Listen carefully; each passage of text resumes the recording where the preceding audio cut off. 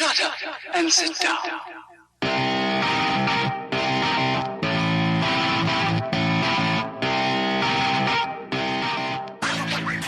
Believe in yourself because you came all the way to here. That means you must have some talent. You must have some potential. Just don't throw it away by just giving up. I let go of the handlebars, let go of the handles. I let go of the handlebars, letting go of the handles. Yeah, I can't keep my hands off you or off my bicycle. I've told you once and I'll tell you again. Shut up, legs. I'd love to say that to Matt Legrand, Sir Ian Gibson, Lance Hepler, and Jake Von Doering as well, but I'd probably get canned from this gig. Nevertheless, enjoy the Dialed podcast. Yep. Yes, showing up and participating is important. Trying your best is important, but neither deserves a trophy. If you want one of those, go win some. Do I look too cool? Do I look too cool? On my bicycle, yeah.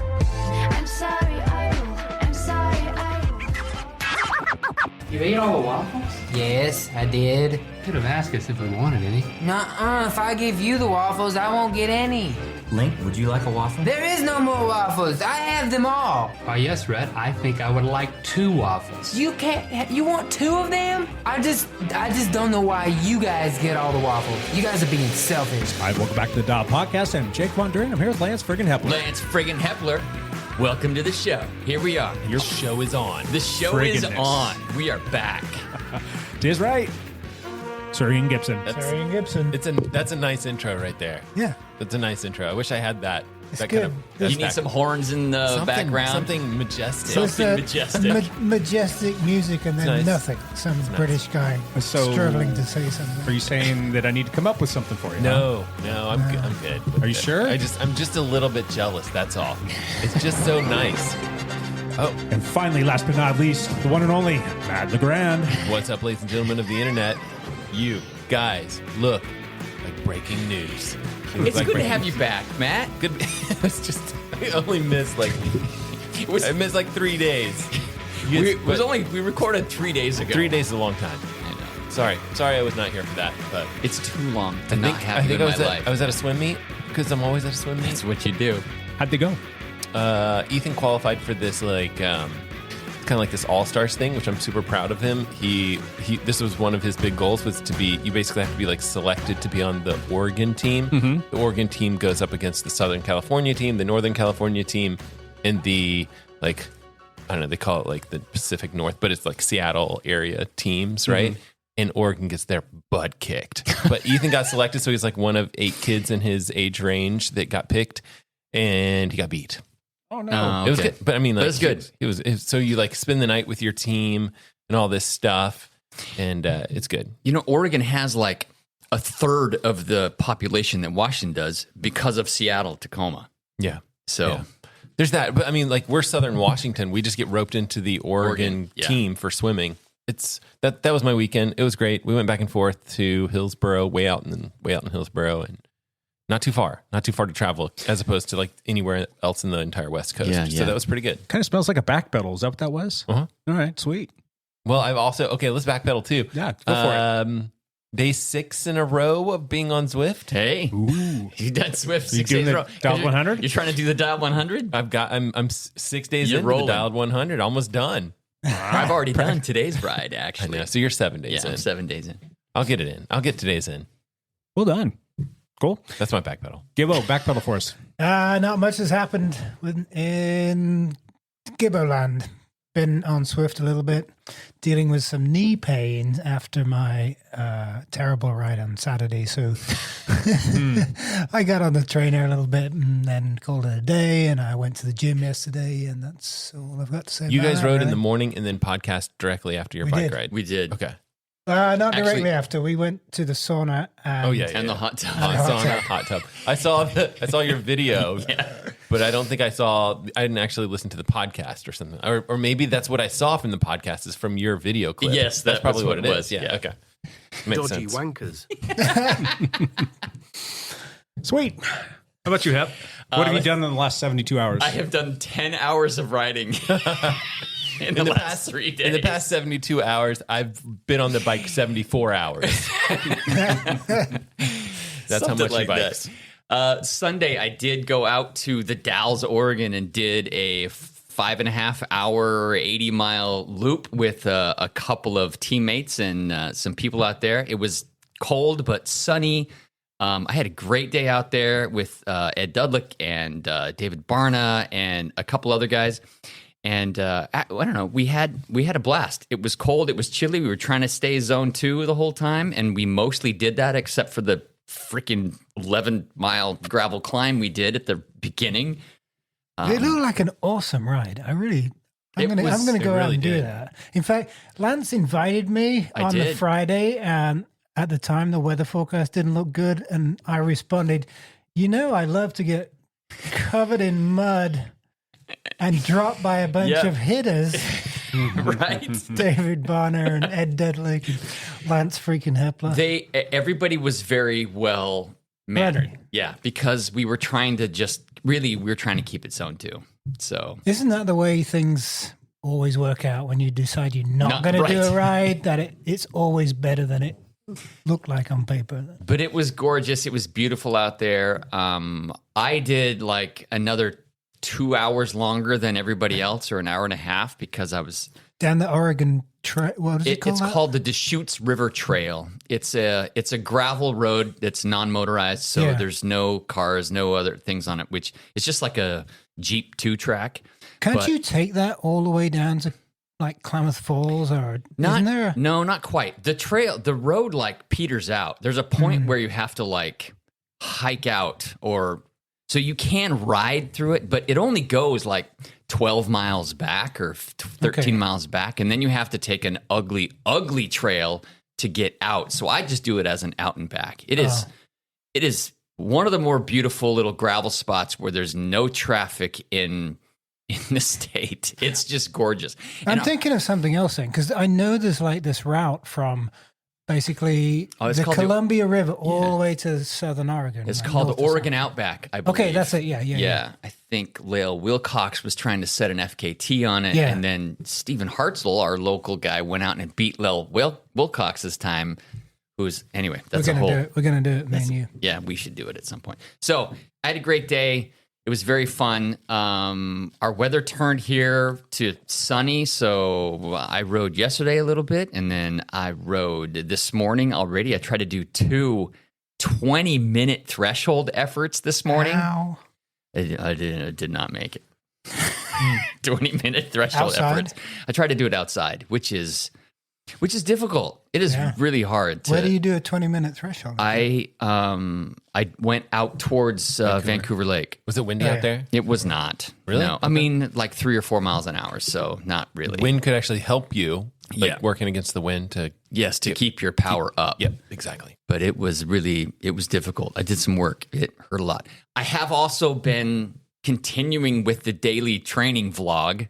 I'm like, I don't know, 6 days in. 6 days in? 6 days in. Me too. I've been doing it every day. So check them out. I think they're kind of stupid. Where do they go to find you? YouTube.com? It's just on YouTube.com. Look for Lance Hepler. Yeah, look for Lance Hepler. I think training. These aren't being posted as shorts, are they? Are they like the landscape normal YouTube? Yep, landscape normal What YouTube. are you using to record? I'm using my cell phone and a GoPro Hero 12. Sweet. So just those two things. How are you mixing and editing? I'm using an app called Filmora or something. Okay. I'm using Filmora. So it's easy to use to do it on my phone and upload it from my phone. And so I'm just trying to make it as quick and easy as possible. Yep. I want the editing part to be easy, like 30 minutes max or 45 minutes max, because that's still another chunk of your day that you're just losing. So so far I'm sticking with it. Good job, dude. Keep it up. I'm trying. Awesome. That's it. Jake. Not much here. Just I've actually ridden on the trainer a couple times. I think maybe I'm due to ride again today, so yeah, should be fun. Fantastic. I think I'm supposed to post the Tuesday night ride for tonight. I haven't done that yet, so I'll post that and maybe I'll show up tonight. So good times.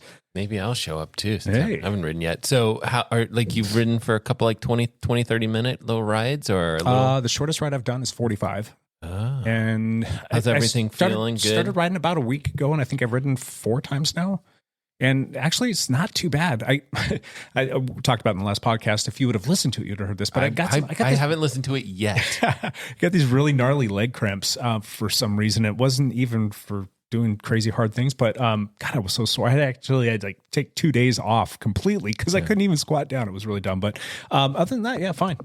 Just kind of slowly easing back into it and going to build up the volume slowly but surely like I did last time. And because that worked well for me, I don't want to just jump back into this thing and go crazy. I mean, it's not like I was off forever, but still you need to kind of work your way back up. So yeah, I should hopefully by week's end finish with about 5 or 6 hours if all goes as planned. And then the following week about 7 and then hopefully get up to 10 shortly after that. So you can make 75 of the dialed 75 if you want. I did one. You got one. Jake made it one day. Yeah. I got one. Yeah, it didn't work out. Well, I knew I wasn't going to be able to do it. Well, I know, but you could do 75 days within the 100 days. Sure. If you wanted. 75%. Yeah. But I remember you used to make something up where it's like, if you tell people like, if you don't want to do 100, do 50. If you don't want to do 50, whatever. Like but tell people just like, I suppose I could start over to maybe do something shorter, but I'm more concerned about doing something short and I don't know. Got to be smart about it. Be smart. Anywho, let's move on. Oh, Champ Bailey. He's around here somewhere. Champ is here. Bring him in. Bring him in. Bring him in from outside. Bring him in from the downstairs in the basement. Champ is here. What has happened? There's been so much has happened in 3 days. There hasn't been any. Well, okay. Wout van Aert did do 2 races back to back. I think he did a Saturday race and a Sunday race, and he pulled out the win on the Sunday race. It was the muddiest cyclocross race that I've seen.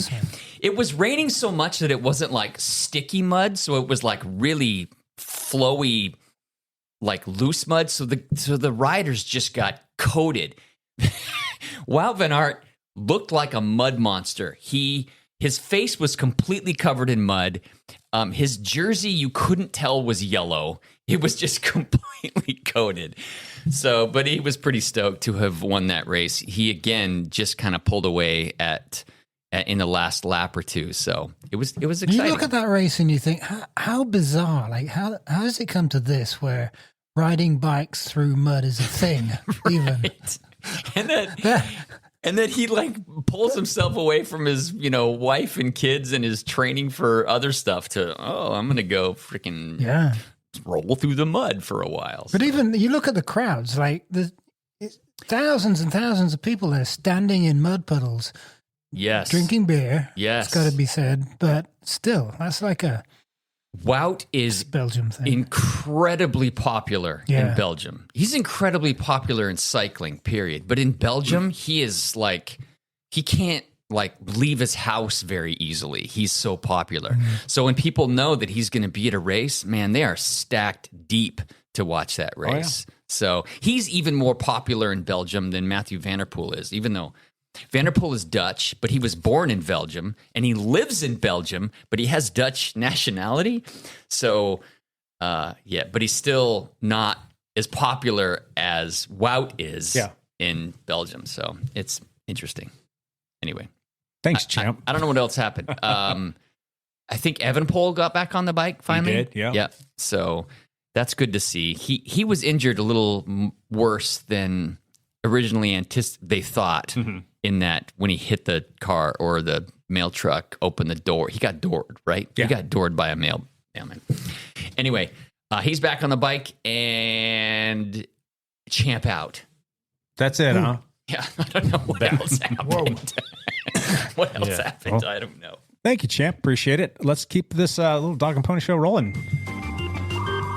I did it with nothing but my own blood, sweat, and tears, and extra blood. People don't. Extra blood. Yeah. This is a sport with literally hundreds of dollars on the line and dozens of fans. The stakes are medium. Come on. How do you beat the man on drugs if you're not on drugs? Wait, did you just admit to being on drugs? The EPO Chain Mail. Send us a text with your questions. Forward this podcast to 15 people, and you'll lose 10 pounds overnight without even trying. You've got mail. Oh, nice. It's a little long for the first one, but hey, we'll have fun with it. We'll trim that up a little bit. We need some bumper music for EPO Chain Mail. We have a question from a listener from Chicago, Illinois. They are asking, what do you guys eat and drink when you're on the trainer? That's a good question. Beer? Yes. Nuts? Yes. All right. All the things. Yeah. Some bonbons? Bananas? Anyone else? I actually generally eat the same thing I do when I'm on a road ride. That was something sugary, something like that. So I do have to remind myself, though, to, especially for the longer rides, I've got to remind myself to put something in a bottle. Because, like, if you're riding for an hour and a half or 2 hours, I sweat so much more on the trainer that you're kicking out a lot of the salts and the electrolytes that you need. So I got to remember to put things in there. And that's kind of a big thing. But not for nothing, like, I'm not a stranger, though, to have like a cup of coffee sitting right there. Because why not? You know, right. Again, it depends on the time of day, but I will keep some like little, snacks or something like that, whether it be like scratch chews or Cliff Blocks or something along those lines, just in case you're starting to feel a little bonky or you're just kind of paying attention to your watts output. I don't know, just to kind of keep things balanced off. I usually have scratch bars and Cliff Blocks sitting next to me that I can eat. Gotcha. Depending on how much effort I'm going to do. Like an easier zone 2 ride, no, I just drink water. Gotcha. Yeah. Stay with us. We'll be right back. Are you ready to unlock your full potential? I want to introduce you to the Fit, Healthy, and Happy podcast, a powerful resource to transform your life today. With expert interviews, practical tips, and inspiring stories, this podcast is your roadmap to lasting wellness. Here's what a listener has to say. I used to struggle with my health, but this podcast changed everything. It's like having a personal trainer, nutritionist, and life coach totally for free. With over 2,000 5-star reviews, we're a podcast you can trust. The Fit, Healthy, and Happy podcast, available now wherever you get your podcasts. Cool. I most of my rides on the trainer are sub hour and a half.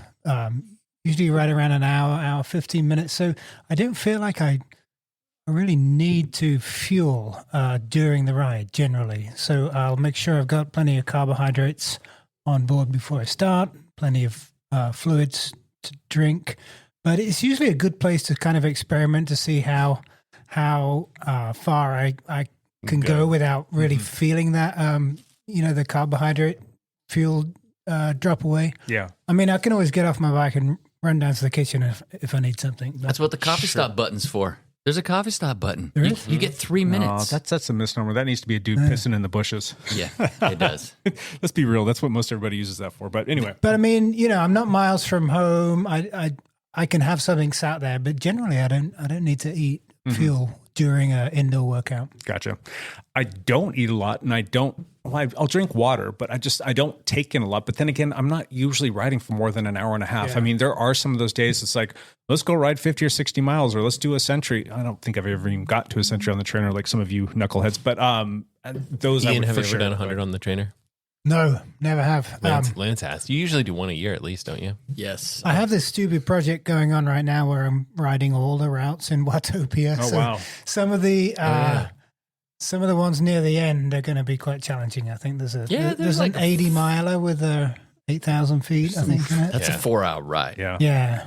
So that'll be the last one. Oh, super pretzel. I did 100. You get a jersey, or you used to get a jersey. This is a long time ago. I did it. Oof. I did 100 miler. I was like training for something. Maybe it was when you and I were training for Seattle to Portland. Okay. And it was some really horrible weather. And I was like, I gotta do something long. It was like in the training period where it was like, go out and do 100 miler. And then, I don't know. So I just hunkered down and watched, I think I watched 2 or 3 movies. Nice. Cool. But when you are doing a longer workout like that, if you got 4 hours, just having the food sort of there in front of you so you can look over and go, okay, in 15 minutes I'm going to eat this, or 20 minutes time I can stop, I can kick back and eat one of those. Then it keeps you motivated, even if you don't physically need those calories. Well, not for nothing. You got to pay attention to that stuff because the trainer ride's already miserable, and it's already very easy just to stop and get off, especially if you're feeling tired or like bonking a little bit. So if you kind of stay ahead of that curve, it's going to make that a little more enjoyable as opposed to like miserable.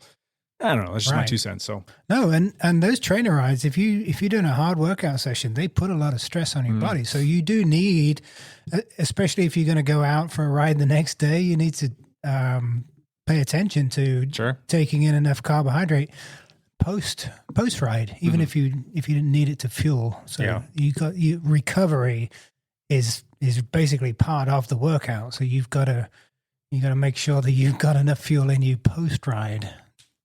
Gotcha. Yeah.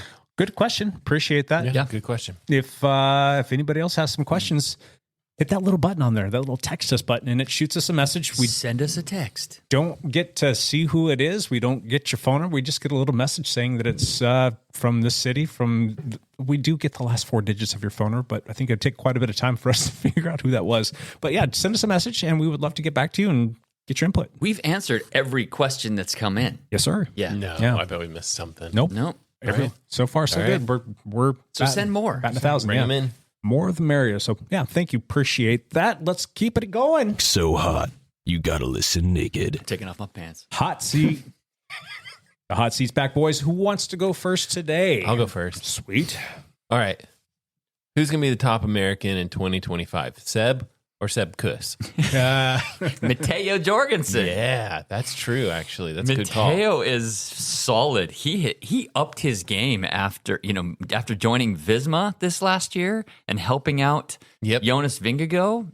Plus, he won a couple races. But will he be looked at as a GC contender? No, but neither is Seb Kuss. He's a GC winner. So yeah, pretty solid. Those two guys, I think, are the American at the top of the heat. American hopeful. For the American hopefuls. Who's Jorgensen ride for? Visma. Yeah. Lisa he bike. rides for Visma too? Yeah. Yeah. So your thought is I guess they're teammates. Yeah. So your thought is there's no chance of an American GC? No. At any of the Grand Tours? No, because they're both riding for Visma and they have supporting roles to do, I guess. Maybe they have supporting roles for all 3 Grand Tours, though. They're probably not. I mean, I wouldn't expect. So the Giro, the Giro, Wout is going to. Okay. Jonas is doing Is he going to be a GC at the Who Giro? knows? I don't know. Probably not. But Wout is doing the Giro and the Tour. Okay. Jonas is doing the Tour. Yeah. So Vingegaard is got to be obviously the man. Yeah. And if those two, if he has everyone healthy, yeah, it's gonna be interesting. It's gonna be those two guys. But the Vuelta, I don't know which one of those guys are gonna do the Vuelta. So that's kind of a toss up. I think both of those guys could easily be Grand Tour contenders, given the chance, if they get the opportunity, if they have the opportunity. Yeah, correct. True. Cool. Any other Americans we should be on the lookout for? Magnus Sheffield. Mm-hmm. Is he still with? Yeah, where's he riding? Ineos. I believe so. Yeah, he's still with Ineos. He's pretty strong, but yeah. How's Ineos? How do you think Ineos is going to be next year? There's another kid. Hold on, keep talking. I'm going to look this up. There was another kid from the States, if I'm not mistaken, that just signed. Yeah, but he's 17. Exactly. But they're saying that he's got a lot of promise. He's somebody's son. He's somebody very famous, a very well-known name. Why can't I think of his name right now? People are screaming at their car radios at the moment. There's a couple other great Americans, but those are the two like stand out. It's going to be a fun year to watch. I think that this year's tour will be fun. It'll be interesting to see how the entire Grand Tour season kicks up and starts going. It'll be fun. Gotcha. Brandon McNulty. Nelson Palace. I feel like Brandon McNulty is probably riding in support. I don't know. Magnus Sheffield. Quinn Simmons. He's on the comeback trail. He is also with Visma.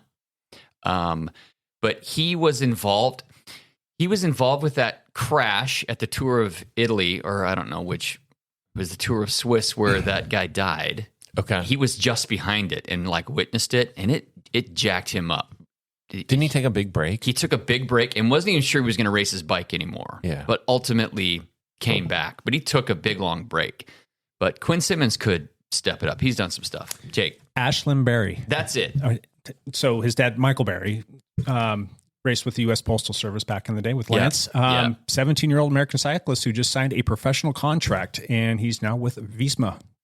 So he's on their development team. Exactly. On the development team. He's Okay. considered a quote unquote super talent. So, But he's 17. if you're already considered a quote unquote super talent at 17, I would say that he's got some potential, some good upside. So kind of curious to see, but it's fun to see, somebody coming out of the States that's got some promise. Yes. So keep them coming. There's Larry Warbass. I think he's switching teams this year. There's Luke Lamperti, who won like some crit stuff and has been very good, but he has stepped up. So there's still some American names that can do some things. Cool. All right, let's keep it going. That was a good question, Matt. Thank you. It was hot. It was hot. Very Sizzling. hot. Sizzling. Who would like to go next? I'm going. Go for it. Okay, so what's going to happen with the women drama in next year's World Tour road racing? You may not know how much drama is happening, but Demi Vollering and Lotte Kopecky were both on SD Works together, and Kopecky ended up winning. Was it Kopecky? I don't know who won the Tour de France avec Zwift women's race. But Demi Vollering has left SD Works. There was so much turmoil in SD Works that she left. So she is going to a new team. Lotte Kopecky is staying on SD Works.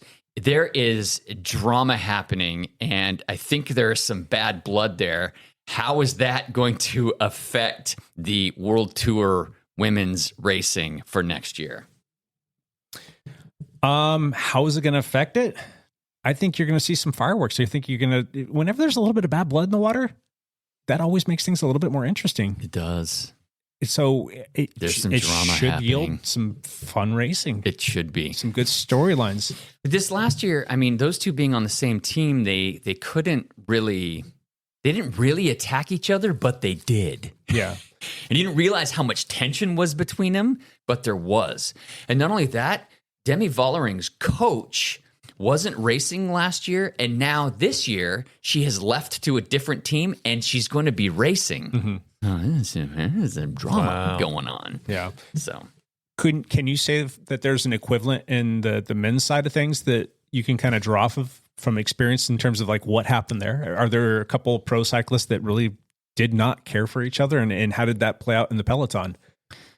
Who did Cavendish butt heads with? That Sagan. Yeah, a little he bit. butted heads with Sagan because they both elbowed and kneed each other in the sprints, and everybody hated Lance Armstrong because he was a jerk. Where's Evan Price when we need him? Right? Yeah, he would defend. He would. I mean, it just made for better racing.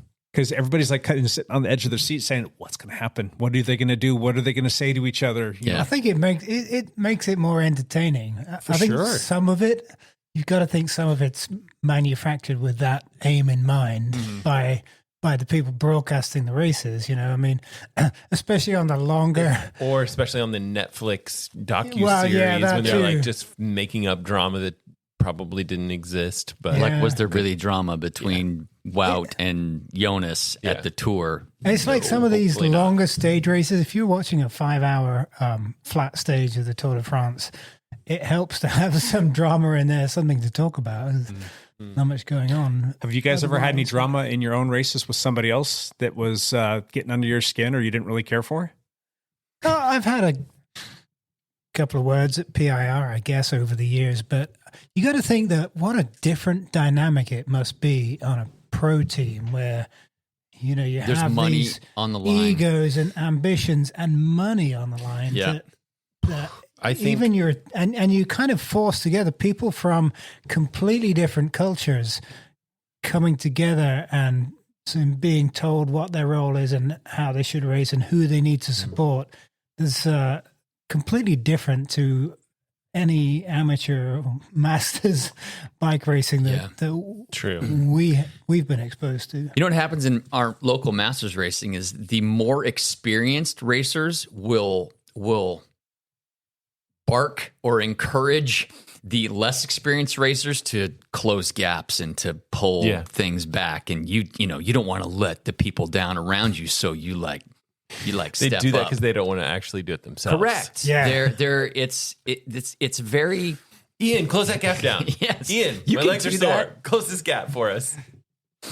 And I've been victim to that, and I've been jerked. I've been on the other side of that. I've encouraged people to do things, and I've been encouraged and taken the bait before. So the other thing you hear a lot is if somebody makes a mistake, if somebody cuts somebody up, or there's nearly a crash, you have one or two people that just won't let it go. It's like, I often think, okay, they made a mistake. It was a kind of dick thing to do, dangerous, but let it go. There's always people out there that thrive on drama and conflict, and that's thankfully it's not that prevalent at our level of racing, at least in my races. Otherwise I probably wouldn't do it. But there are wheels I won't follow, or wheels I won't sit on, because I just know it's not a trustworthy wheel. Mm-hmm. It's not going to stay straight. Yeah.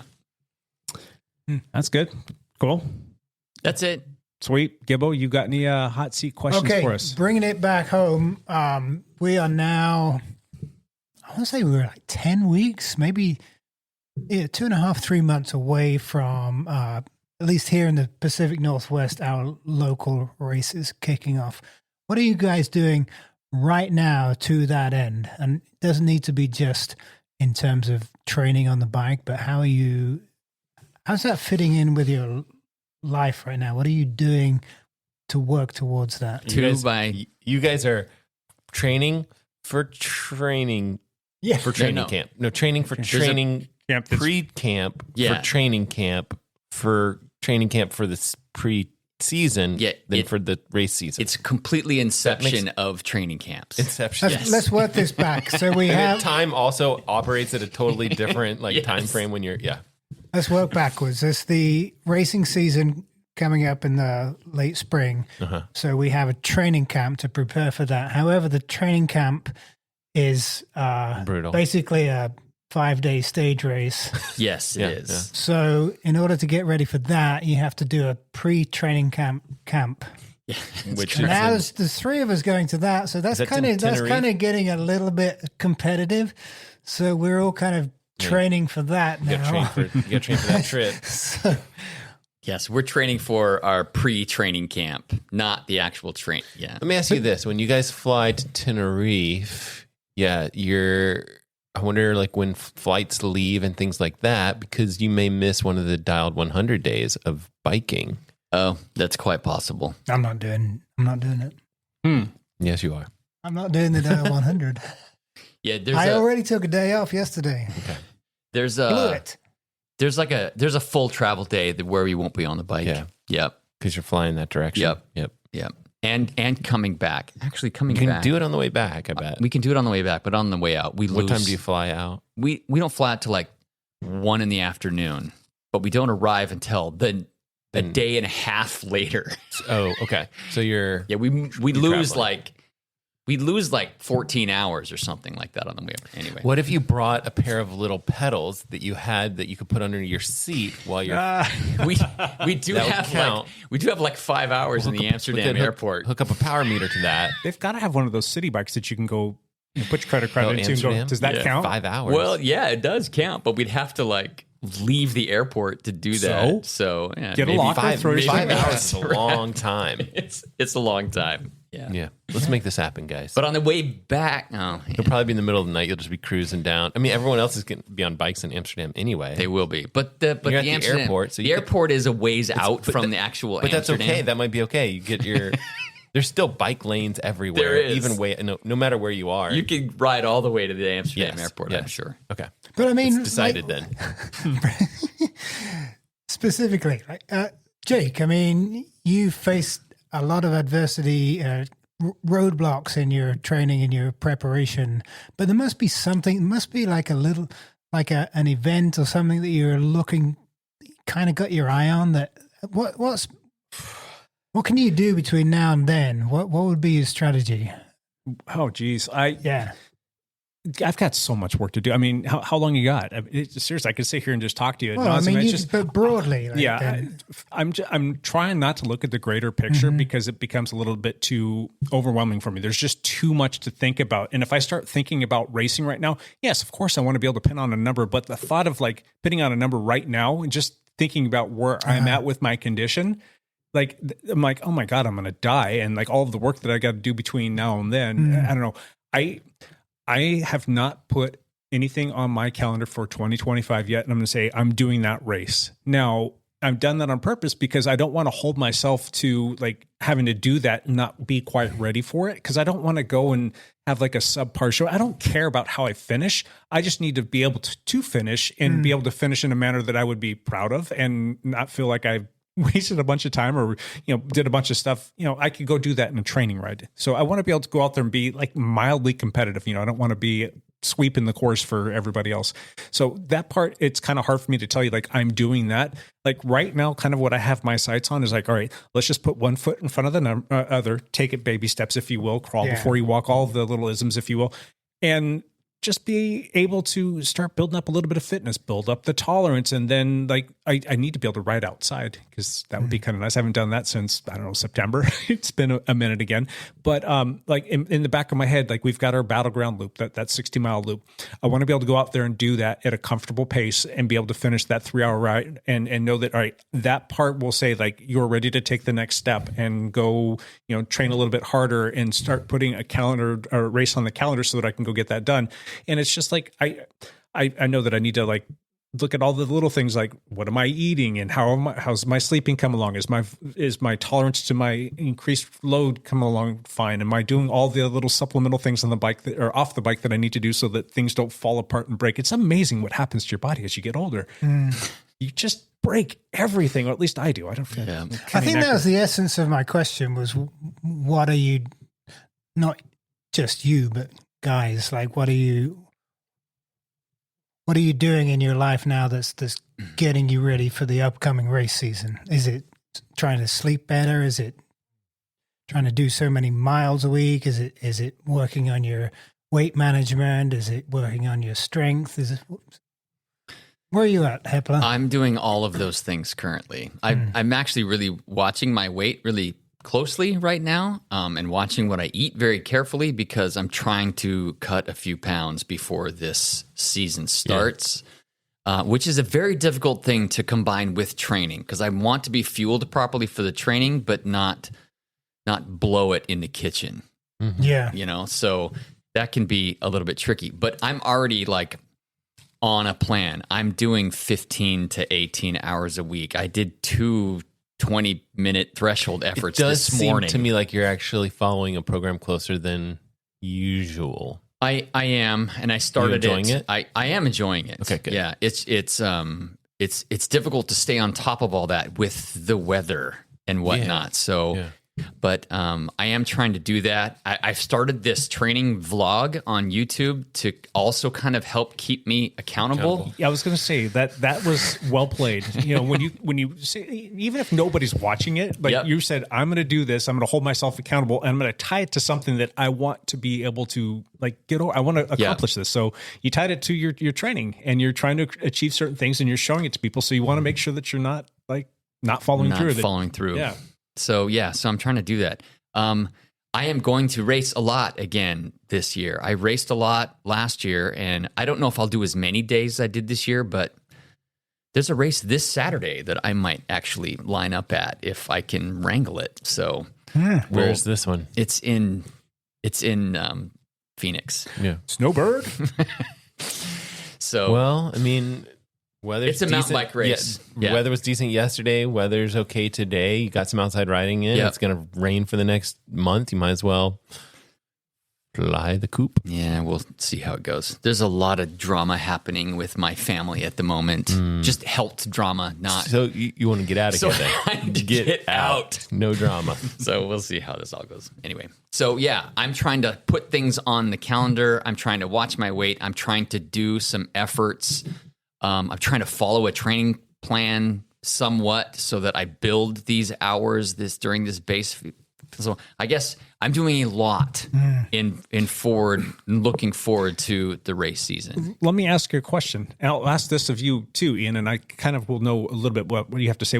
What are your biggest challenges right now? You guys, of everybody sitting at this table, have it, we'll say, the easiest because you're retired. You don't have to work. Yes. So you don't have those stresses, and you can say, my time and my passion are going to converge and it's just going to go into all this cycling stuff. I mean, what challenges are you facing at this moment in time? Just the physical ability to actually do the amount of training I'm trying to do. Doing 20 hours a week is a freaking lot for a 55-year-old.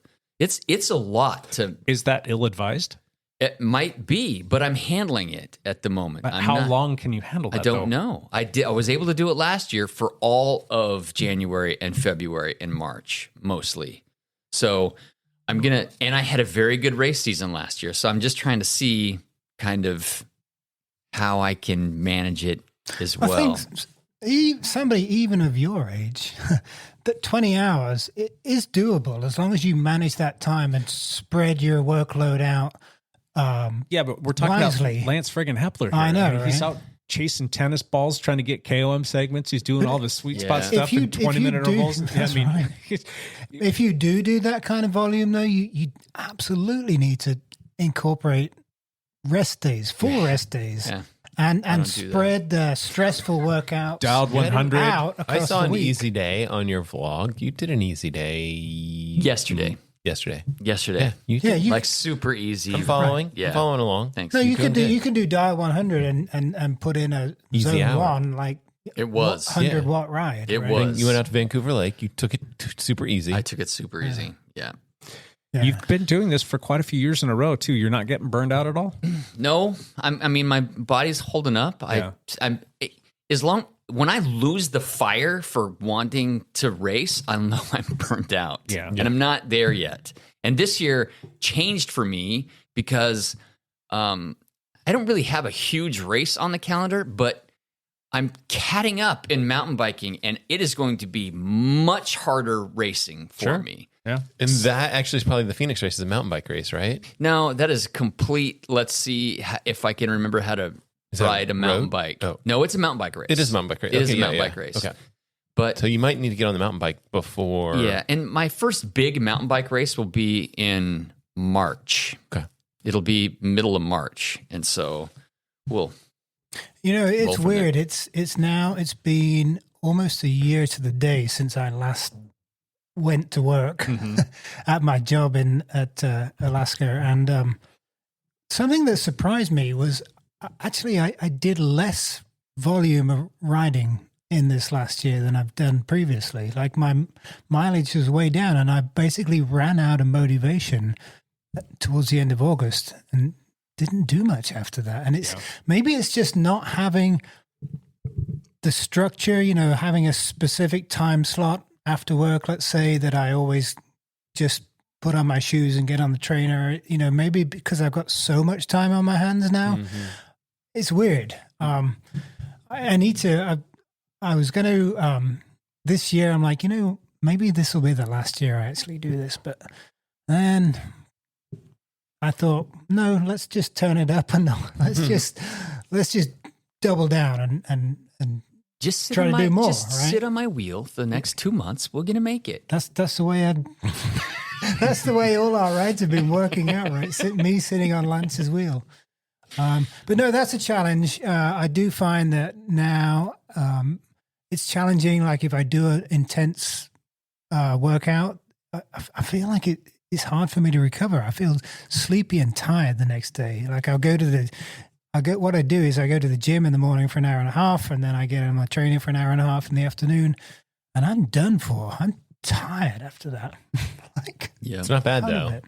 And on top of that, like I am dealing with this basically a repetitive use injury now. So my right knee is giving me issues, which I'm concerned about because we got all this cool stuff coming up.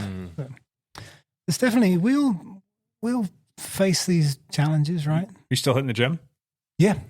How's that make your knee feel when you get through a workout, like a leg I workout? have not. I've been hitting the gym upper body, which breaks my heart in a way because I was doing well with the squats and the deadlifts and the leg extensions and so on, and I felt that was really helping me. But like deep squats now, back squats, I can't. It's too much of a strain. Mm-hmm. So I'm using it. The gym is part of my weight management. Really, I'm trying to drop some pounds. I'm down 12 pounds in the last 6 weeks or so. Good job. But I've been tracking calories and I've been working out at the gym and keeping a high protein diet. So even though the weight's not coming down like massively fast, I feel like I'm just losing body fat right now and protecting my muscle mass with the gym. And that's basically what I'm using the resistance workouts for. Mm-hmm. So, good. yeah. Yeah. I Mm. can't say like first world problems really. What are my challenges for being in shape? But Yeah. I'm doing pretty good. What challenges are you running into right now, Matt? First world problems. First world problems. Dialed 100 problems. Yeah. Gotta schedule that in each day. It gets to be tough. It does. But if you get through that first 10 or 15 days, you kind of hit a rhythm. Yeah. I think there'll be, like, I was talking to my wife about this, and it was like, okay, there'll be some times when we're like going to all these swim meets where it's like, how are you going to fit this in? Because we're traveling and stuff. But if I don't make it 100 days, it doesn't matter. It's like the fun challenge of like, okay, well, let's just try this, and see how it goes. So it's fun. I'm enjoying it so far. Do you have any events or things you want to achieve outside of that? I mean, some of my friends were like, we're doing this triathlon, and I was like, all right, I put it on my calendar. It's like an early season one. It'll be like a sprint one, and you start, I think it's a pool freezer swim, something like that. It's not that one, but Okay. I don't even remember what it's called. But I put it on the calendar, and it kind of lines up. So far, it doesn't conflict with a swim meet, but we'll see. And yeah, so I mean, I was thinking about what you were saying, like, okay, I want to go out there and be competitive. I think I'm okay with not being competitive. I think I'm okay with like going to this race just to be with some of my old triathlon buddies and just participate. And yeah, I don't, the next step of being competitive, I think really would require having like a TT bike and stuff like that, where you not like it's like you're instantly faster, but like it does put you in a different place where you're like, okay, I could be competitive if I was fit enough. Mm-hmm. Whereas if you're on the road bike, you're really at a disadvantage, and that's fine. If like Lance wanted to hop in a triathlon, uses a road bike, that'd be fine. But to be like going up against Evan Price or someone like that, where you're like, he's on a TT bike and you're on your road bike, you're like, well, that's not. And you can't draft. It's like, well, that's just 4 miles an ridiculous. hour difference right there. It's ridiculous. When you say your old triathlon buddies, are they in the same position, or are they going to kick your butt when you? So some of them are in pretty bad shape. Well, that's encouraging. No, I mean, but and then some of them, like some people that I used to handily beat like pretty soundly will beat me. So if I went hard, I would be in that kind of like second position or whatever amongst this group of friends. But I also might have just as much fun being like, let me run when we get to the run part. Let me find someone to run with and run with them and whatever it is, like easy jog. Like that'll be awesome. Like the whole reason for me to go and do it is to do another triathlon because I like doing triathlons, but also like be with a group of people and have fun doing it. It just like anything, like it's more fun if you're in shape and then you chill out or whatever, as opposed to being like on the struggle bus, right? Mm-hmm. Like when you're on the rivets the whole time, like it's fine to be working that hard if you are like kind of being competitive or you're pushing your personal records or whatever it is. But when you're pushing yourself that hard and you're still way back there, it's not as much fun as like when you're in shape and you can actually hold back a little bit. So anyway, I, even doing like the dialed 100 thing, I think will help me a lot. Just consistently get some training in. That I was doing some biking before, but it wasn't a lot, and I was doing more running and stuff like that, which I enjoy. But like now I'm like, okay, well, when do I fit in a run and a bike and a swim? I should probably swim. I think it's super important to just have that just one thing on the calendar that says this. After all, otherwise you're like, why am I doing any of this?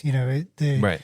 So just to have that one event or one race or whatever it is, and then you can put next to it, well, my goals for this are just to have fun. Yeah. Well, my goals for this is to not get too badly beaten up by my old buddies, you know? I mean, whatever it is, you don't need to have a podium position or a... Right. No, I don't care. But just to have a little thing, maybe 3 or 4 months out that tells you, I'm training because I want to do this event. What's nice helps. What's nice is it's early season too. So if I go and I have fun, I'll do another one. It's easy to sign up for something else. And again, summer, I'm sure all of us get into this situation where it's like you look at the summer calendar and you're like, holy crap, every weekend is filled with some trip or some, for me, it's kids swimming stuff or vacation stuff. And it's like, wow, it fills up so fast. So hopefully I can get some races snuck in there, and they don't have to be great. Yeah. But they just need to be fun. Cool. Like it? I mean, I'm thinking I want to go out and not get beat up too bad on the flogging rides. Yeah. Especially like when Jake comes back. It's That's like the worst. It's like going to these rides. It's like the cyclocross thing right now when everybody's doing fine and then Van der Poel or Van Aert shows up. Yep. And it's like the same when Jake gets back into shape. Oh, Jesus. Can't hold this wheel. Damn it. Now, So that is I one of wanna those be things in the ready back for of my that. head that I do want to be ready for some flogging. So. There you go. I knew I'd get it out of you. Yeah, those are a lot of fun. They are fun. Good Yeah. hour and 15, 20 minutes, sometimes 30 minutes. I don't know. Yeah. Do kind of want to change them, maybe the route, just change them ever so slightly this year, or when we have the longest days, maybe for just a couple of weeks, add a little bit onto them so they're just a Where would touch you go? longer. Well, there's a couple different things. When we're going out, was it 292nd, and then you can go up Powell. There's a climb in there. Oh, that does not play to my advantage by any means. That is a good climb because you could go up and then down the other way. Exactly, it just adds a little horseshoe on there, and maybe make the A group do that only, or it could be everybody. But anyway, if you did that, then that would give the climbers a little bit of a chance to kind of create a breakaway. But then, the sprinters, the roll the air guys, are going to have to go a little bit sooner to try and create some separation or wear out the climb. Brutal climb too. Yeah.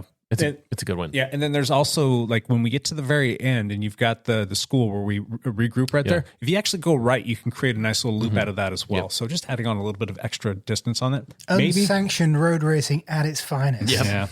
Stay tuned. We'll find that one out. So it'd be interesting too if you did that and you set it up correctly, where there's some people could skip that and go to the school, and if you could time it right, where everyone came back and met up with the group, if you found a loop that added.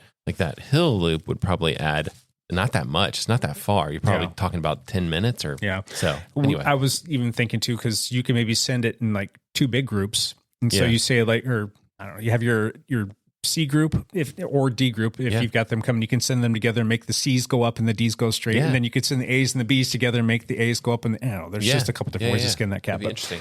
Yeah, good times. All right. Jake. Yes. Hot seat. All right. Let me figure out a good way to frame this question. What is something that you were never told about cycling that you probably should have learned way, way, way sooner than you actually did? So you were today years old when you figured out X. So what's that? And if you don't have something there, what's something you've been gatekeeping that you need to share with the world? Like Lance's sauna and his free EPO stuff that he's got going on there. I mean, people can do their research and find out, but that's a good little thing to know, that people can sit in a sauna and raise their red blood cell level counts. And it's their blood plasma volume. Yeah, there you go. Yeah. Anyway, good pair of chamois shorts. A good they're worth it every time. Yeah. A good pair of bib shorts that have a good. So you rode for a long time, a lot of years, and didn't know any better? Yes, and just thought, I don't want to spend $150 on a pair of bibs because that's freaking expensive. Oh yeah, I'll ride the $40 shorts. That aren't bibs. Oh wait, bibs feel better. It doesn't cut into my fat belly because it sits over the top of my belly. Yeah, so it feels okay. So. When you first started riding, did you have people who influenced you and then kind of coached you and gave you tips and suggestions? So the first set of bibs that you bought, were they bibs or were they regular shorts with a chamois in them? All the training stuff I first bought was shorts. Stuff. Was like triathlon stuff. Mm-hmm. Yeah, it was shorts. When I first joined the team and I had to buy the team kit and they were bib shorts, I was like, damn.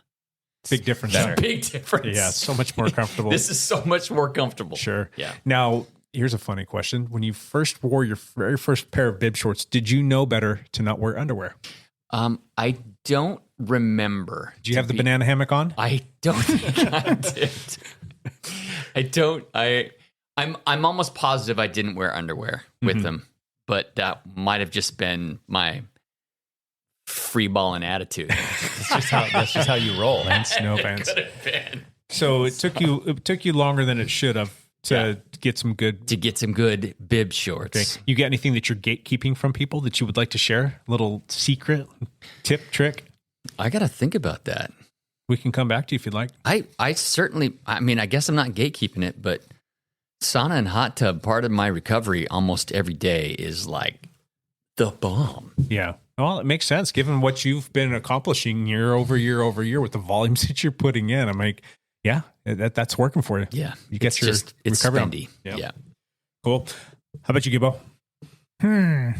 Well, for years and years, I just used to just get on my bike and ride as hard as I could every day, and thinking that this is the route to fitness. I'm going to get faster if I just work harder. And I did learn 3-4 years ago when I joined a team and started riding with other more experienced riders that they were approaching things a lot differently. They had more structure to their training. And then when I worked with a coach myself, I just figured out a whole smarter way of doing it. Yeah. And, and given that I'm up until recently, up until this last year, I was strapped for time like most of us.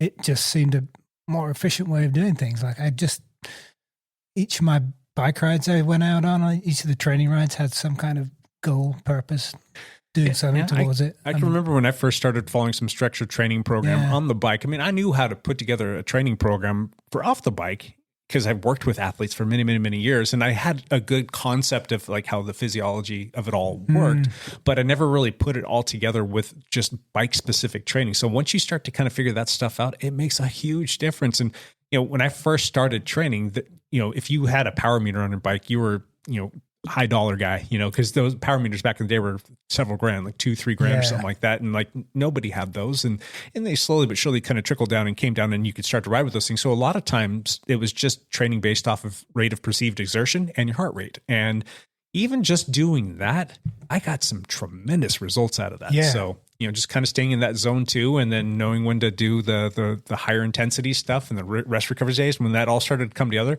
that's when I made some huge gains. So yeah, and it's hard to appreciate that if you can read about that and you can know the concepts and ideas behind it, but when you start applying it to yourself and you analyze how you're feeling after certain workouts, it all adds up, and yeah, you just get better at what you're doing, I guess. Yeah, but cool.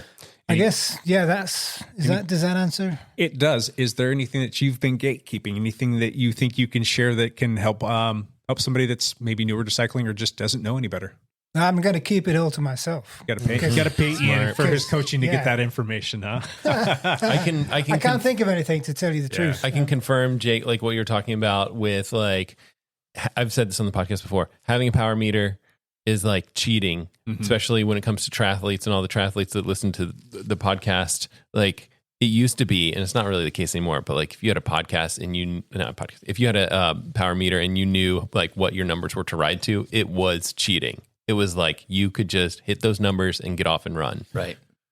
Other secret sauce would be, for other triathlete listeners of the podcast, you really do have to train your legs to run off the bike.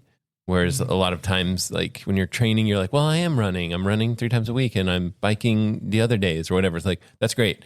But if you're going to do triathlon, you kind of have to run off the bike and your legs have to get used to that. It's funny when I look at triathletes postings on Strava, I see they name their rides something OTB. Off the bike. OTB. And I'm like, what is... Because to me, it always meant off the back. Or over the bars. Or over the bars. Or over the bars. Yeah, seriously. But that's what I thought it was the very first time I saw it. Mountain biking, it's over the bars. Yeah. But yeah, that makes a lot of sense. I'll have to do some. I haven't done a lot of OTB work, so over the bars or off the bars bike. or off the bike. But I will have to do some here sometime soon. What does that look like? I mean, what is... You just like, so you ride, let's say you ride Zwift for an hour or whatever it is, and you go out for a 3-mile run directly afterwards. You can probably like go inside and change out of your bibs. But But you step off, change shoes, go for a run, right away. Like within the next 10 minutes or so, you'll get that wobbly leg feeling, but you get over that pretty, like when you're used to it, you get over it after within the first mile. Yeah. So it takes them a half mile or a mile for your legs to come around after being on the bike for so long. If you haven't done that stuff in a while, you're like, oh crap, my legs don't feel normal. Yeah. So it's not good. Why would you want to ruin a perfectly good bike ride by running afterwards? That's the time to go to the kitchen and sauna fix time, yourself. Sauna time. It's a sauna time. Yeah. What's wrong, man? Is your bike broken? Is there anything that you learned late into your either triathlon or cycling journeys that you should have and wish you'd known way sooner, and you felt like maybe, I don't know? I definitely think like running off the bike would be the thing that I was thinking of that you have to train. Mm-hmm. You have to train that. I don't think the first couple of years of triathlon, I don't know that I did a great job, and I still ran fine because I have the running background, but it was like, it just feels so bad when you're not used to it. The other big thing was when I trained through the winter and did interval work.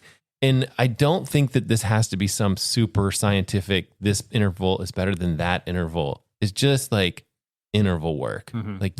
Like I did a winter's worth of interval work. It was power based. It was a lot of like 10 times a minute with a minute rest. And like, that's not a super scientific workout by any means, but you're pushing power, you're going hard. And I was doing it on rollers and stuff. So it's like, you end up going from being like, from a triathlon group, like I was like hanging on to being front of the pack. Like you guys can get on my wheel and hold and like go for a while. Like it's just significant increase in fitness. Again, a lot of that is also the fact that other people had just spent a winter of not biking, and then they, you go out and you're in better shape than they are because you've trained through the winter. But just doing interval work is huge. It's very helpful. Yep. Totally agree. Yep. If I were to answer my own question, is that it's actually okay to ask other people questions and not to be so I don't know, machismo about that. When I first started doing a lot more of the cycling stuff and was doing a lot of the mountain biking and the road cycling, I mean, YouTube was around, but it was more like, cats playing pianos and people dancing, doing the Macarena. Yeah, exactly. What does the fox say? But it wasn't so, I don't know, full of all kinds of information. So yes, people can go to the internet now and get a lot of their questions answered, but there were so many things that had I just asked questions sooner or sought the advice of like, friends or even a coach at that point in time, like my bike fit was so bad on my road bike when I first got started. And like, I'm just always kind of tinkering it. And I did finally ask somebody and they kind of gave me some tips and some pointers. I'm like, oh, okay. Yeah, that makes a lot of sense. Tried it. And then all the difference in the world. Yeah, that's great. So there was that. And then the other thing I think that I waited way too long to figure out is you look at bike saddles or you see a bike that comes with a saddle. You just assume like, all right, that's a saddle. I'm going to go ride it. Like, saddles are just like shoes. They fit everybody differently. And I just never, I never really truly made that connection to, hey, go try some different saddles. I was riding a saddle that just so happened to be comfortable for me on my mountain bike, but the road bike, it was not comfortable at all. But I just kind of like powered through it, and it was just never comfortable. It was never one of those things until I actually got a decent saddle when I started to kind of tinker with things and ask some questions. People, oh yeah, you got this kind and this kind and this kind in your sits bones. I'm like, that all makes sense. And they make saddles for all of that different stuff. Yeah, should have done that.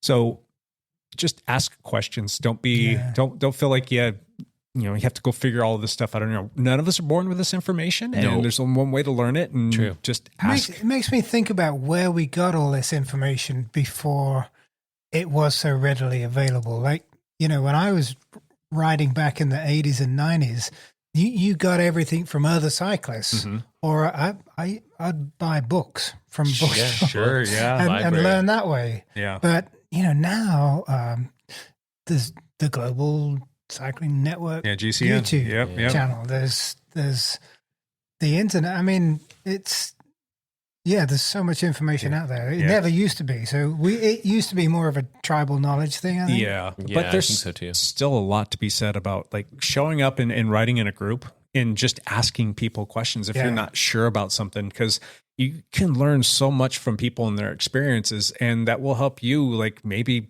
circumvent having issues with your bike or spending money on stuff that you don't need to, or anything. So, going back to the saddles, I mean, I kind of had a surgery recently that was kind of half genetic and half saddle related. And it's just an issue there. And that in itself is another little thing. And I can't even begin to tell you how many people have had conversations like, oh, did you have surgery on your hip or your shoulder? No, it was actually, and I haven't said it on the podcast yet, but it was for my prostate. And it was such a bad problem.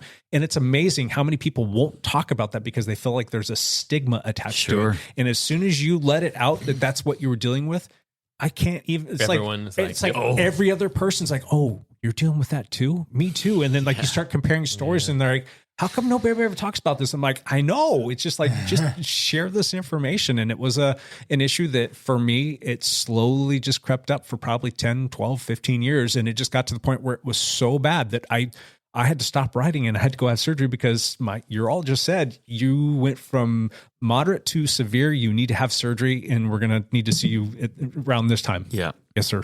See you then. So, long story short, don't share this information. Just know that, because other cyclists love to talk about that stuff, like cleat position and, how many millimeters handlebar extension you have, all this stuff that it's fun would completely bore the pants off a non-cyclist. Yeah, true. Yeah. But it's fun to nerd out on that. And if it's going to be something that's going to help you, and that's great. Ask them like, not only like, what are they doing, but ask them why. Yeah. And that's going to tell you a lot about that. And then you can start to lay that over with what you've got going on. And it's just going to make cycling that much more enjoyable for you. It's going to make you that much better of a cyclist and you're going to be doing it for that much longer. So get a good saddle, fix your cleats.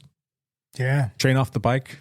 There you go, guys. Don't train off the bike. Sit in Sauna. Get a coach.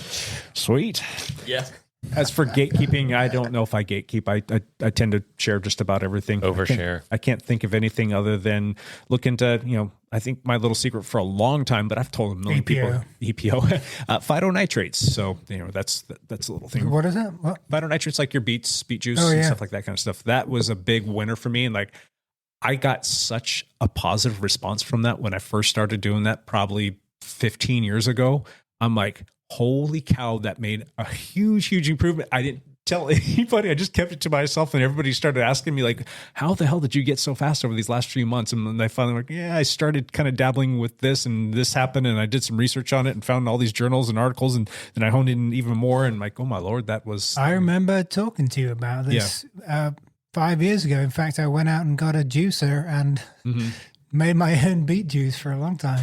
It does kind of work. If you stick with it, it's very significant in my opinion. So, and the journals are showing that it's anywhere from 7 to 10% increase in your power endurance. That's significant. So when we're over here paying thousands of dollars to, drop the weight of our bike by few grams or whatnot, it's just kind of nuts. But if you're fighting your butt off just to get a couple extra watts in an entire training season, if you can do something that's going to be healthy for you and it's going to give you a performance boost, why not?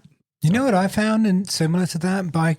Bicarbonate soda. Mm-hmm. I got this Snorting stuff. Baking soda. Yeah, well, I found this stuff. It's super expensive. This product where the bicarb is in these little tiny balls and it's suspended in a gel, so it doesn't wreck your guts. But sure. Didn't really you see helps. somebody on the Tour de France eating it out of Tupperware? Oh, jeez. Was that what it was? Somebody was eating it's a Martin product. Yeah. Yeah, and they handed it to him through the window and he was eating it out of Tupperware on the bike and passed it back in because there was like 3 more hours to go. I saw something with Jumbo Visma that were taking that, and I tried it, and it really works. Okay, it really works. What about ketones? Are any of you guys still doing the ketone stuff? Lance, did you kind of ever go whole You hog tried on it, that? right? I tried it for like 2 months, and I didn't find a significant improvement. I feel like Evan tried it too, and so I stopped. I actually did the same thing with like with AG1, the Athletic Greens. The Athletic Greens. Yeah, I've done that for months at a time and didn't find a significant improvement either. And so I don't do either of those things anymore. I've heard that that's just a really good marketing company, but that's just my 2 cents. All right. But they have a lot of very good athletes on their payroll, and so it gets advertised and talked about a lot. Yeah. Must be good. Yeah. Cool. I don't know. Anything else, boys? No. Oh, God, here it comes. There it goes. That's supposed to be before the hot seat.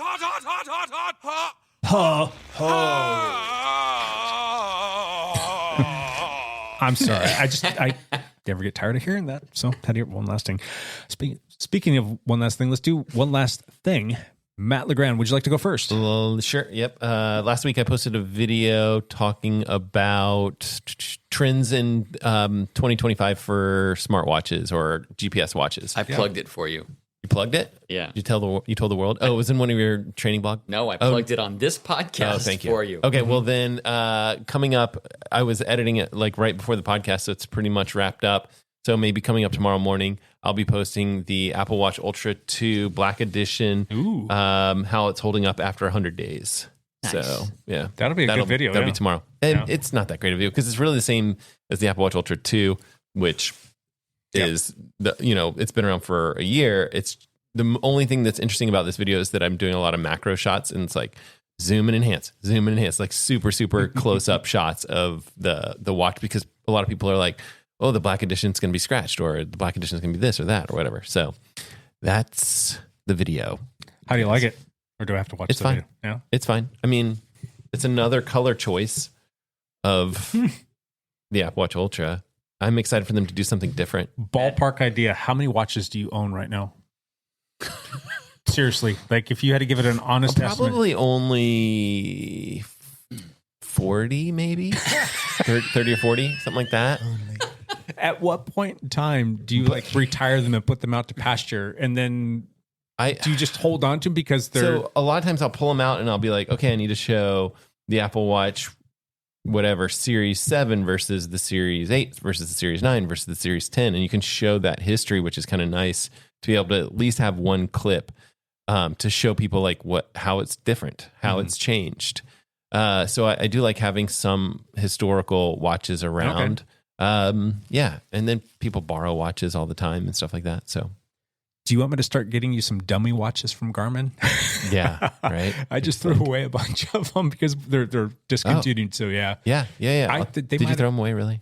Well, they're in a recycle bin. They're probably still at the lab, and they haven't gotten out to fish them out. Fish them out. Are they like which ones are they? Are they probably like the old Phoenix or something? The Epics, the older Phoenix 6 and 7, I think, and there might have been an older Forerunner. You want those? I'll take all those. Okay, I didn't even think to ask you because the thing is, I don't have the Phoenix 7 or the Phoenix 7 Pro. I just have the Phoenix 8. Okay. So there's a lot of stuff that I don't have. All right. But yeah. Those are yours. I'll get them Thank for you. Cool. Just go dumpster diving for me.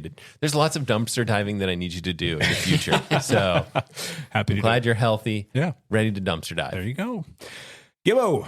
One last thing, bud. Yeah. Exciting announcement for road races here in the Pacific Northwest area. I was on a Zoom call meeting with some promoters, also with Chuck from Obra last night. The Northwest Cup is going to happen. It's going to be a series of 4 races, 2 in Washington State, 2 here in Oregon. So it's going to be Mason Lake 2. I think it's called Boston Harbor race up by Seattle. Okay. Travis's race out at Hag Lake, the Banana Belt, is going to go ahead. And my race, Barton Park. Barton Park is happening. That's so awesome. Yeah, it's a tremendous boost, I think, for the local racing scene. And will you be changing anything for Barton Park this year over what you did last year? Not much. A lot of what we talked about was standardizing the categories that are going to count towards the Cup, and basically it looks like Barton Park looks, like the way I had the categories set up. Yeah, it's going to be great. Castelli's going to provide leaders' jerseys. Excellent. There's going to be, prizes and good times. So wow, it's exciting. That is exciting. I think that runs. Good for you. So that's going to start. I think Mason Lake 2 is right at the end of March, I believe, and then the final race is going to be the Boston Harbor in mid-May, something like that. Barton Park is May 10th. May 10th, yeah. May 10th, yeah. Sweet. Yep. One last thing for me. I don't know that I have a whole lot to share. Plug your. Watch blog. my training vlogs on YouTube. YouTube.com/Lance Hepler. And you'll see my training vlogs. Today is like day 6 that I've done them or something like that. How long is it taking you right now to get one of those produced and turned around? Like you're doing An it hour. An hour. So like, will you record it all day long, like little bits and pieces, or do you like intentionally go out and record something? Nope. Okay. I'm not like intentionally recording something extra. Are you pressing publish like right after it's been edited and good to go? Oh, yeah. And then thumbnail it all, or No, just letting whatever, just letting it fly. Let nature fly. Just letting it happen. Perfect. So that's good. I'm trying to do it with the least amount of effort possible. By all means, yeah. Just because I don't want it to be a 3-hour thing. I want it to be a 30-minute. You can set up a template of what your description is. I've already done that. Okay. Yeah. You can even set up a template too to make the thumbnail and just plug in a picture really quick and just upload that. And that will get you more, like, that's one of the big hooks right there is a to get thumbnail. people in as a thumbnail. Yeah. And I got to work on my thumbnail game. It's not just terribly difficult, but no, you could choose the thumbnail from your video. I have done that. Like I did that twice, and then I was like, "Oh, that's actually works." Just Well, yeah, because you can do that. I mean, you can also change titles and thumbnails after the video's published. Like you have time to do stuff. Like when you're on the toilet and you're on your phone, you can be like, "Let me just change the thumbnail. Let me change the title." Oh yeah. Oh, okay. Okay. I don't know. that Toilet. stuff. It's all toilet time. So go to my YouTube, check it out. Yes. Make some comments. Tell me how much of an idiot I look like. Okay. I've been messing that up on the comment section. Yeah. You've been going nice. You need to go mean. Okay. All Got right. it. Jake. Sweet. I really don't have a one last thing other than, I'm just going to be out starting to do some rides.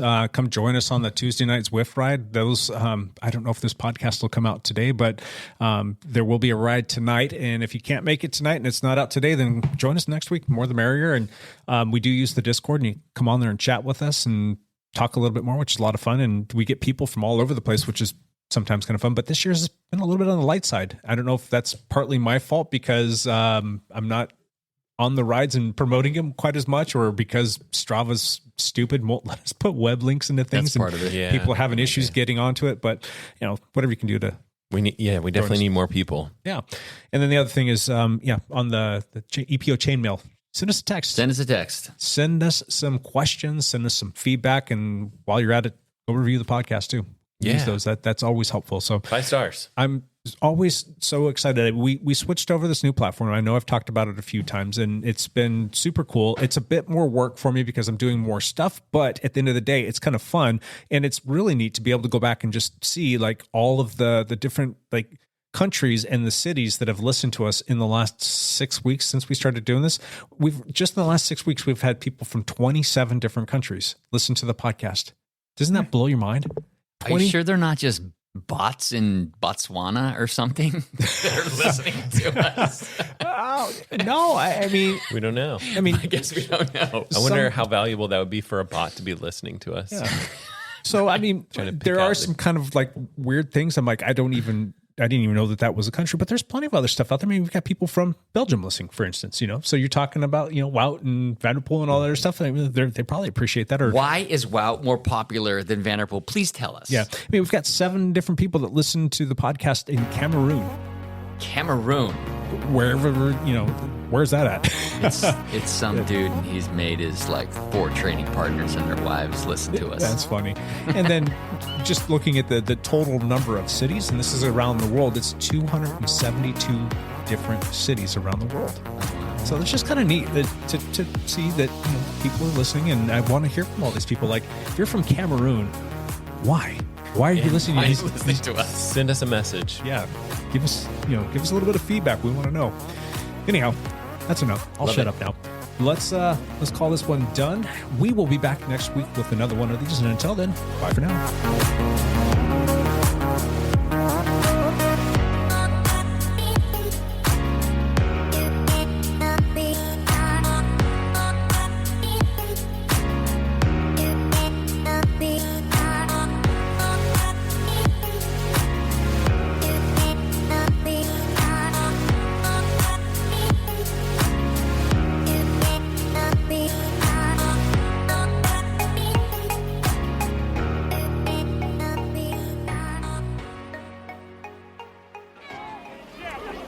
Sloth, you're gonna live with me now.